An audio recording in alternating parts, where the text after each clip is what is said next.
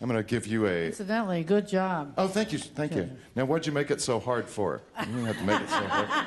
I played this piece, so I know every pitfall. That's the other thing about you, is that you are a wonderful pianist and instrumentalist. So, you know, there are those composers in the world who are not. They don't come from a particular instrument, or they've never played a particular instrument at a sort of level where they would play in public. Do you think that's important? Does that? Yeah, I absolutely think every composer should play, not necessarily professionally, but they should play.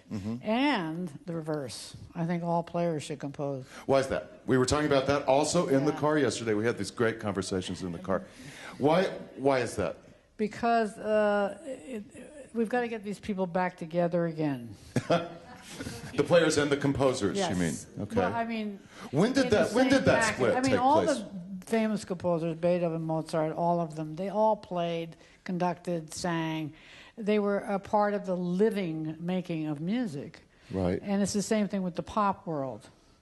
Even now, right? Yeah, of course. Most worlds, the dance world, the theater world. But in our world, we've split off into two separate groups. When do you think that happened? I think that happened like around the 20th century. Yeah. Okay. I think the 20th century, with the advent of recordings and the split of structures of schools, of composers going into universities, players going into conservatories, it's a complicated history. But it wasn't a good split.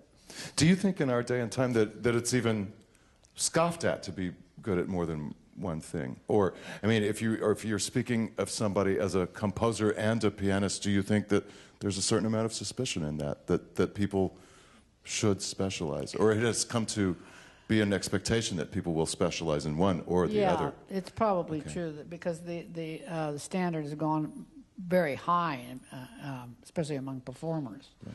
So it's hard to be a full-time performer and a composer. Right. But you still play? I play and I conduct. Oh, yeah? Yeah. So everything? Yeah. I want to talk about writing for a single line instrument like the music we're going to hear next. It is an entirely different kettle of fish, I'm sure.